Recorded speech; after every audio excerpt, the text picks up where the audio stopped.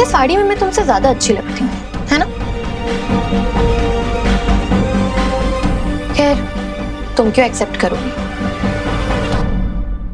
वैसे आंटी तो मैं ढूंढ रही थी।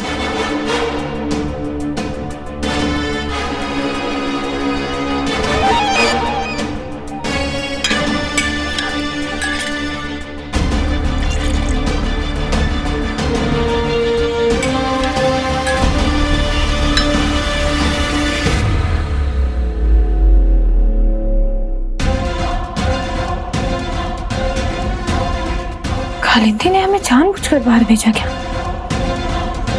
लेकिन वो रसोई में क्या करने आई होगी?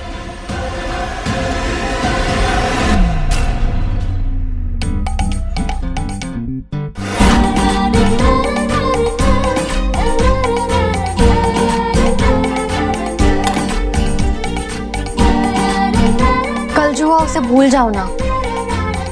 देखो ना, कान पकड़ के सॉरी बोल रही हूँ। It's okay.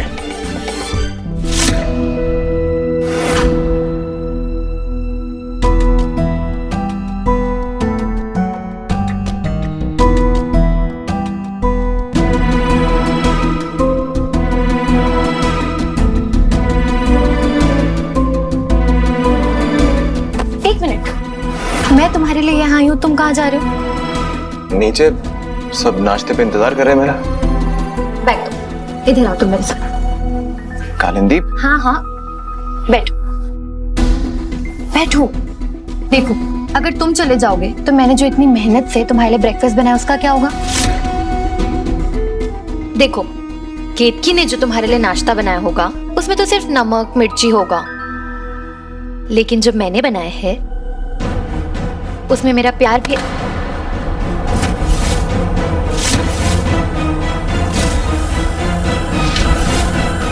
कालिंदी, इस घर में हमेशा से सब लोग साथ बैठकर ब्रेकफास्ट करते हैं, यहाँ तक कि कोई मेरे बिना खाना शुरू भी नहीं करेगा, तो मुझे उन सबके साथ ही बैठना पड़ेगा।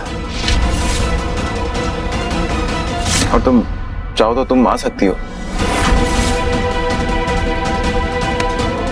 ये ठीक है, यहाँ पर मैं तुम्हारे लिए इतना कुछ कर रही हूँ, अपने आप को पूरी तरह बदल लिया मैंने, और तुम मेरे लिए थोड़े से चेंजेस भी नहीं ला सकते। मैं जूठे बर्तन धुलूं, सुबह पूजा करने के लिए 5-5 बजे अलार्म लगाकर उठूं, और तुम मेरे साथ ब्रेकफास्ट भी नहीं कर सकते हो।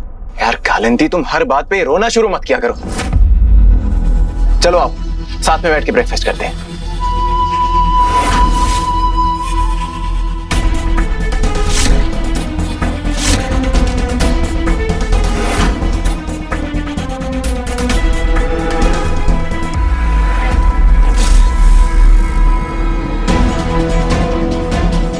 आज तो तुम्हें सिर्फ घर वालों के साथ नाश्ता करने से रोका है वरदान। अब मैं तब तक नहीं रुकने वाली जब तक तुम्हें सारे घर वालों से दूर ना कर दूं।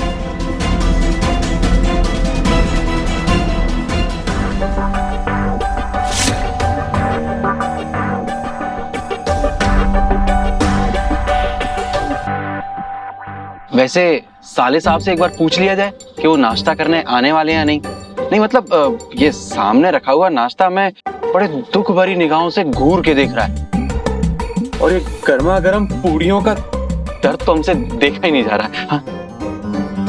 मम्मा, स्कूल के लिए देर हो जाएगी। रूबी, जरा पूछो लल्ला से कि वो कितनी देर में आ रहा है। आ गए वरदान भाई।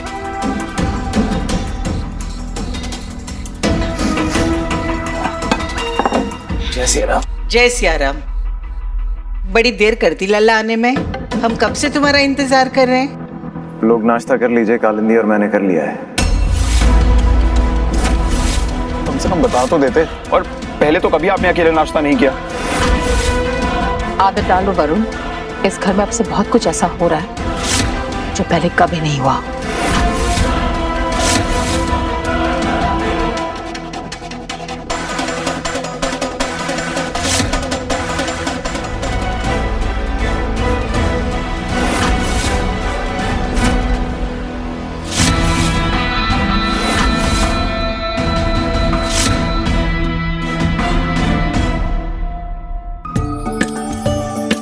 स्कूल से जो होमवर्क मिला है वो आपने कर लिया ना? हाँ कर दिया, और पिगी अंडरवेयर की पोएम भी याद कर ली। अरे वाह, हमारी बच्ची तो बहुत होशियार हो गई है। याद आया मम्मा, ड्राइंग बुक तो बेड पर ही छूट गई। जाओ जल्दी से लेकर आओ। भौरिया, एक प्याली चाय पिला देना। जी दादी, अभी आई।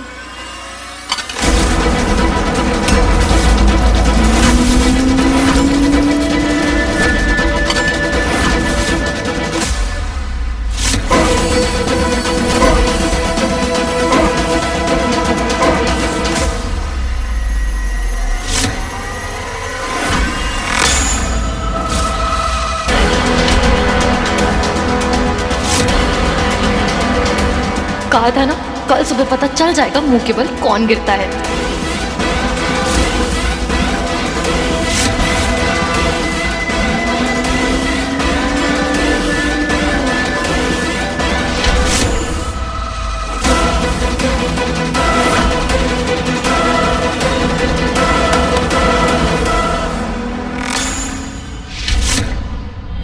ठीक हो तुम?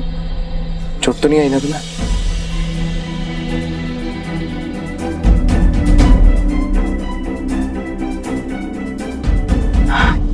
ऐसे कैसे फिसल गई तुम? की क्या कर रहे हो? रुको। वरदान जी, हम चले जाएंगे। चुप, एकदम चुप। अब तुम कुछ नहीं बोलोगी। हर बात पे जिद करना जरूरी नहीं है। वरदान को भी पता नहीं क्यों इतनी चिंता हो जाती है इसकी। दूसरों से शिकायत करके क्या ही फायदा जब अपना ही सिक्का खोटा हो।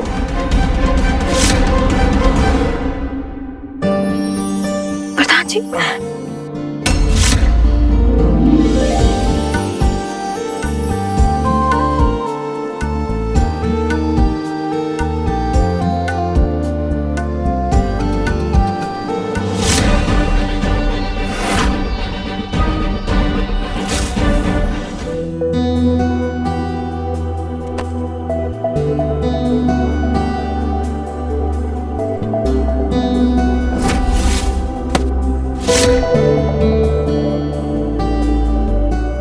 हम कर लेंगे। जिद मत करो।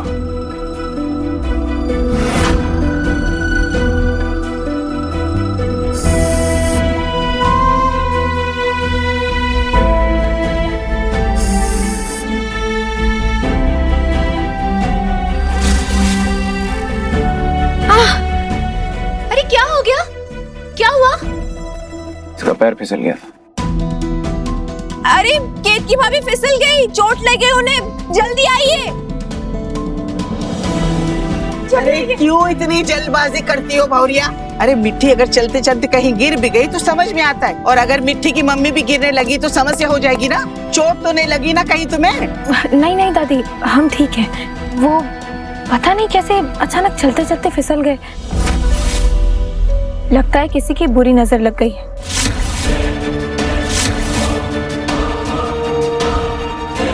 लेकिन उस बुरी नजर को ये नहीं पता है कि जिसके सर पर श्री राम जी का हाथ होता है उसका कोई बाल भी पाका नहीं कर सकता। केतकी, कहाँ चोट लगी तुम्हें बताओ? देखो, हमसे झूठ मत बोलो। डॉक्टर के पास चले क्या हम तुम्हें? नहीं बताओ, हम अभी लगा देंगे। माँ, हम ठीक है, हमें कुछ नहीं हुआ। नहीं, तुम पहले खड़े होके दिखाओ, चल के बताओ हमें। देखिए, ये देखिए, हम ठीक है।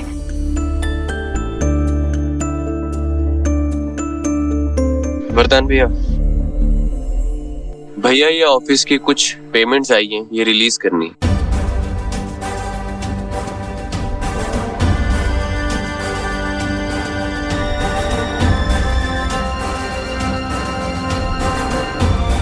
माँ, ये ऑफिस के कुछ पेपर जरा साइन कर दीजिए।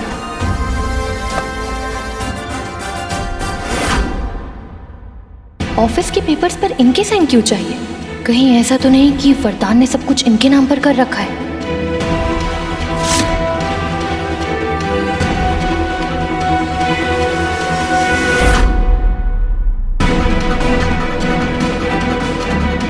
हमने देखा है कि आप जब भी प्रकाश भैया साधना म्यूजिक कंपनी का कोई भी कागज लेकर आते हैं, आप उसे बिना देखे साइन कर देती हैं। तो वैसे उसमें गलत क्या है? सारे कागज तो वरदान से पूछ के ही बनते हैं ना। और वैसे भी हमें कारोबार के बारे में कहाँ कुछ समझ आता है। लेकिन फिर भी माँ, हमने तो यही सीखा है कि कभी भी किसी भी कागज को देखकर साइन करना चाहिए।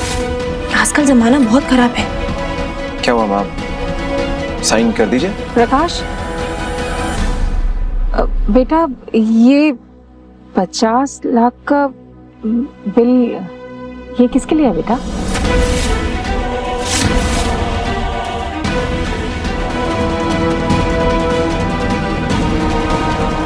हम कुछ पूछ रहे हैं बेटा तुमसे। वो आंटी जी, कालिंदी मैम का म्यूजिक एल्बम लॉन्च करना है ना, ये उसी का बजट है।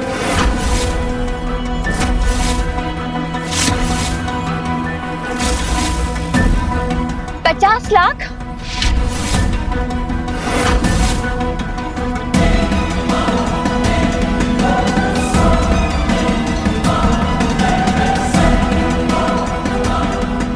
ये लड़की वरदान जी के 50 लाख रुपए खर्च करवा रही है। पता नहीं क्यों हमें ऐसा लगता है कि इस दिखावे के भोलेपन के पीछे कुछ छल कपट है। हो सकता है इसने वरदान जी को अपने जाल में फंसाया है, उनका फायदा उठाने के लिए।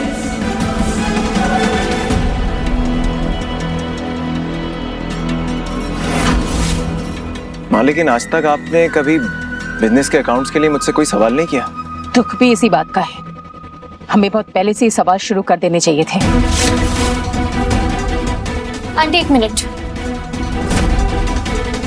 देखिए, वैसे तो बहुत बड़ी बड़ी कंपनी से मुझे ऑफर आए हुए हैं, लेकिन मैंने भी ठान लिया था कि अगर मेरा एल्बम लॉन्च होगा तो वरदान की कंपनी से ही होगा। अच्छा,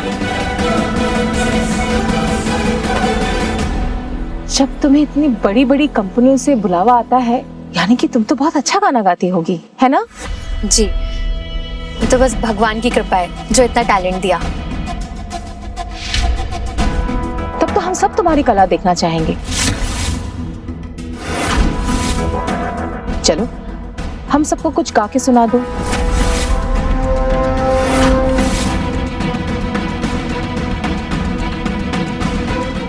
बाबा कहते रहते थे हमेशा रियाज कर ले, लेकिन मैंने हमेशा मना कर दिया। अब समझ में नहीं आ रहा इन्हें कैसे मना करूं।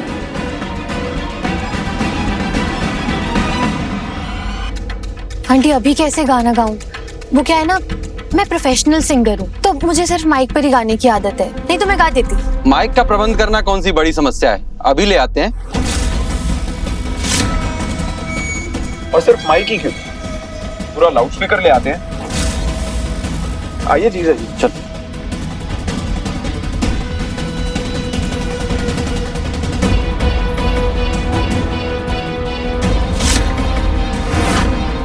लो, लीजिए, ध्वनि वाही और ध्वनि विस्तारक दोनों यंत्र आपकी सेवा में उपस्थित हैं। मतलब भोपू तैयार है, बन जाइए अयोध्या आइडल। लीजिए।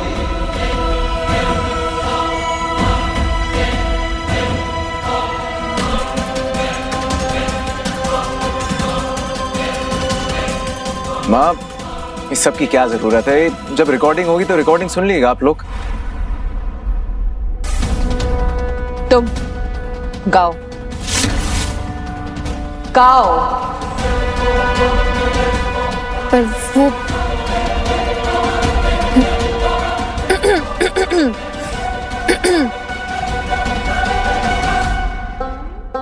तुम क्या मिले, तुम क्या मिले, तुम क्या मिले, तुम क्या मिले, हम ना रहे हम, तुम क्या मिले, तुम क्या मिले, तुम क्या मिले। मम्मा, आपने सुनी वो अजीब से एनिमल की आवाज?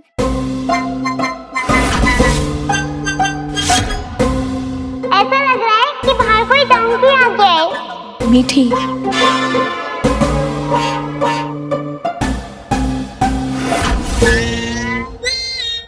वाह, स्वर तो इतने ऊंचे लगाए आपने कि सीधे स्वर्ग पहुंच गए होंगे। और सुनने वाला भी सीधा स्वर्ग पहुंच गया होगा। वो क्या है ना, मैं भी खड़े होकर गाना गा रही थी ना, इसलिए सुर भी ऊपर जा रहा था मेरा। वो मुझे बैठ के रियाज करने की आदत है। मैं मैं अभी बैठ के गाती हूँ ना। हाँ हाँ, बैठ के गाओ। तुम क्या मिले, तुम क्या मिले, हम ना रहे हम, तुम क्या मिले, तुम क्या मिले। बस करो, हाथ जोड़ते हैं हम। हमारे बूढ़े कानों पर तो दया करो।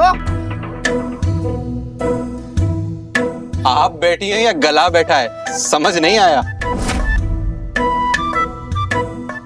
लेकिन हमारी कंपनी तो भक्ति संगीत का एल्बम निकालते हैं ना। कोई भक्ति गीत आती है तुम्हें? अब हाँ हाँ, मैं भक्ति गीत सुनाती हूँ। रहने दो।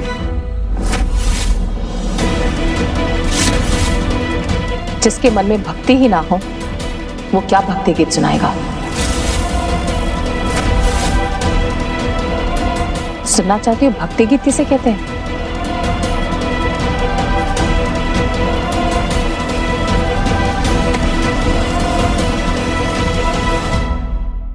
तुम्ही कुछ सुना दो। माँ,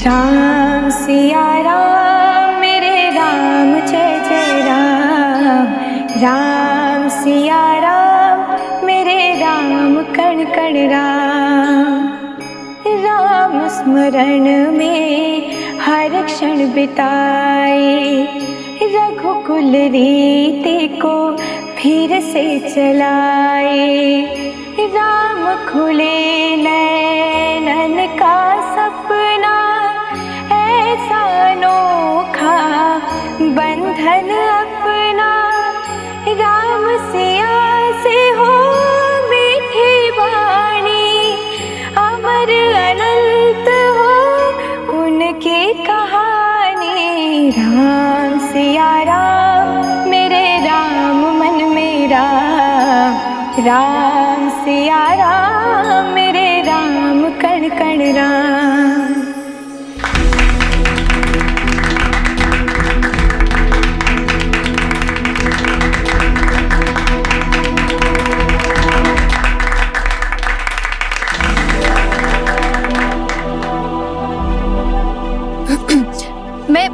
मैं दूसरा भक्ति गीत गाकर सुनाती हूँ। हाँ रहने दो। संगीत आत्मा का दर्पण होता है। गाना गाने के लिए गला साफ करने की नहीं, आत्मा साफ करने की जरूरत है। माँ, इसे बस थोड़ी प्रैक्टिस की जरूरत है, रिकॉर्डिंग ठीक कर लेगी। हाँ हाँ,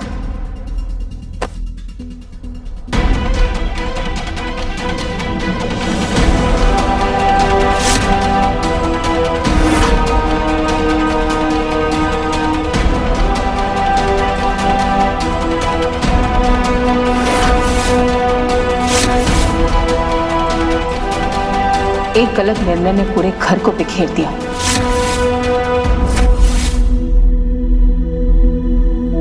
अब दूसरा गलत निर्णय लेके कारोबार नहीं बिखरने दे सकते हैं।